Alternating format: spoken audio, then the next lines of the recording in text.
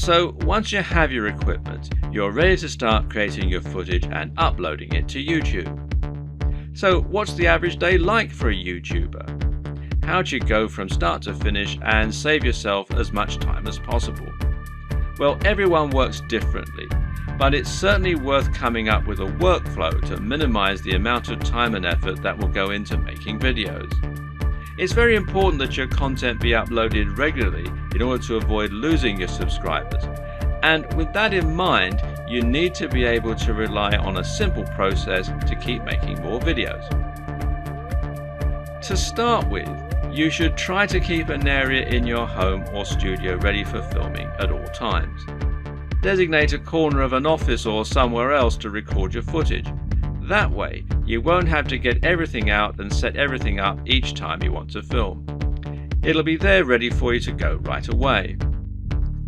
This also means you can create a set for yourself and a backdrop. This is very important because it will once again greatly improve your professionalism. You don't want to record footage of yourself talking in front of an untidy bedroom with clothes strewn everywhere. Nor do you want to record in an untidy office or any other part of the home that just looks like someone's house, unless of course your niche is about something for the home. Rather, your aim is to make a professional looking set that will help to reinforce the lifestyle that you're trying to promote. Now, this might mean that you set up an area in your home to reflect what you're trying to say about yourself, and this could be a very clean and modern looking desk setup, for example, or it could be lots of comics and film merchandise. Another option is to use a completely white background, which is achievable with your lighting equipment and a white wall or even a bedsheet all torn, or to print out a large canvas or poster that you can use for your backdrop. Or you can use a system called Chroma Key and insert a background in post-production.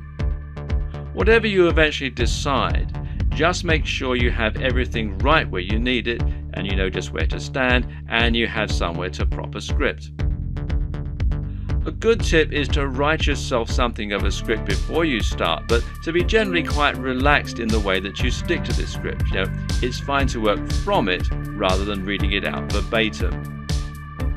Another tip is to break your script down into lots of smaller pages.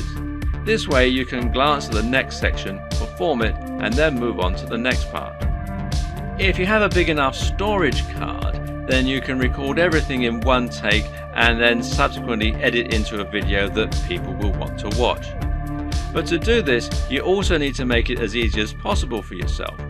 You can do this by moving slightly each time you perform the next page. This will not only help you to see when you got the take right when looking at the footage in the editor, you'll know that the take just before you moved was the right one, but it'll also make it much more dynamic video as you'll be moving position on the camera as you speak. This makes it easier to edit in cuts too, as when you cut you need to either keep your position the exact same or make it purposefully very different. You can't just move slightly, as this will look like an awkward switch. Another tip is to clap at the start of each new section. Why? Because that will make it easier for you to see the audio spike in the editor. One more. When recording your footage, always leave long spaces before and after each take, and generally record much more than you think you're going to need. This will give you more to work with in editing. You should also set up your mic separately, remember, and if you're using a lapel mic, then you just need to plug in your phone and slip it in a pocket while you perform your shots. You can do this all in one take as well. Now, depending on the nature of your video, you might need to record some extra footage as well that you can use as inserts. A long video of someone talking is not normally very engaging, which is why you'll want to switch it up often with clips of other videos or with images. One way to do this is by collecting a B-roll.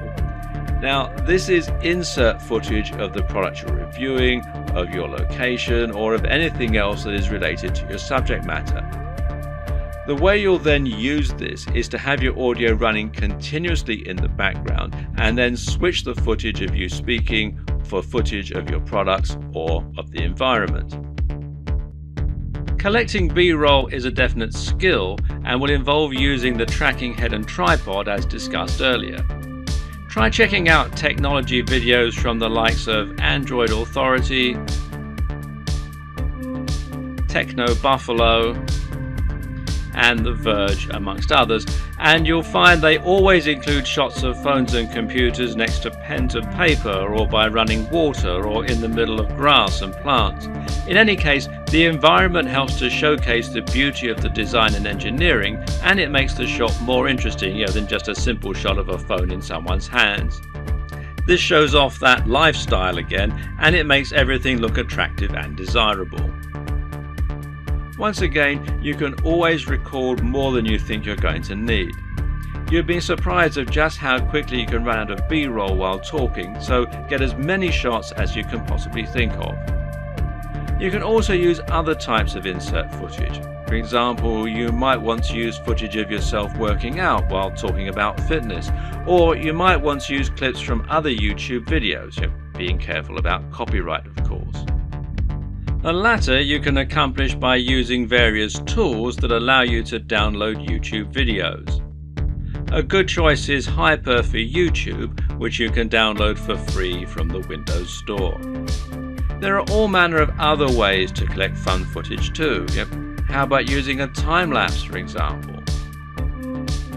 Time-lapse Pro is an app for Android, iOS and Windows, and it's perfect for creating time-lapses of all kinds of things.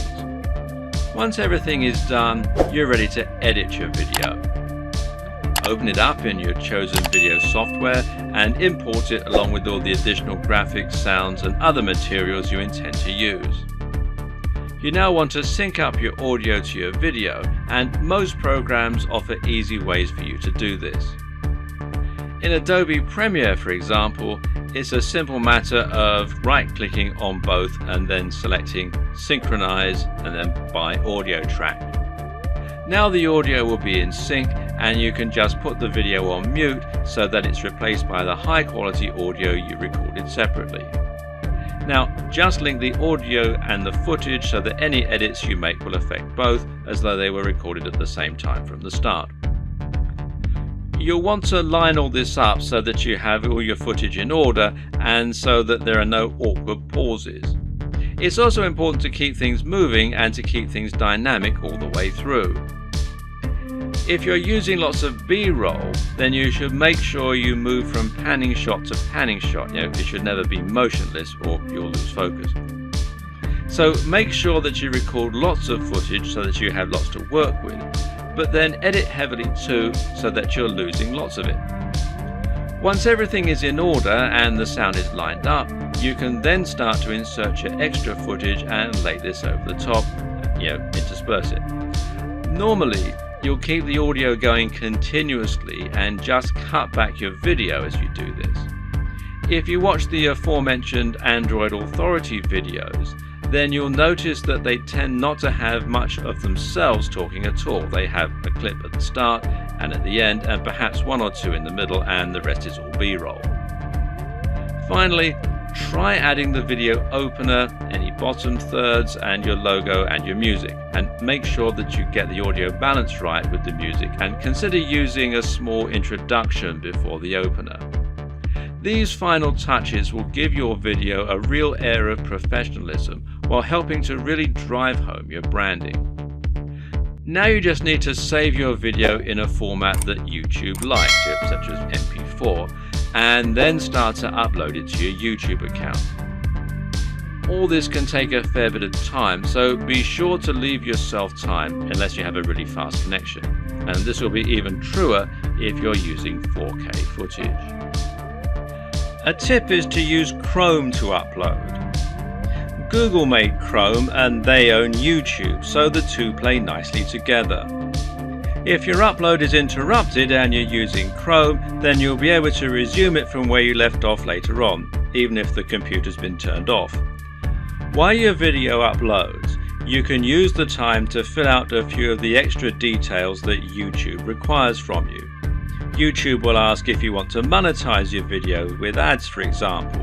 And of course the answer is yes, as long as you aren't overtly selling anything in it. Likewise, you'll be able to write your title, your description and your keywords. Make sure that your title is descriptive of your video while also being something that people will want to search for and something that people will be tempted to click on when they see it. We'll go into this in more detail in a subsequent video. Finally, make yourself a thumbnail to act as the image that people are going to see before they click on your video.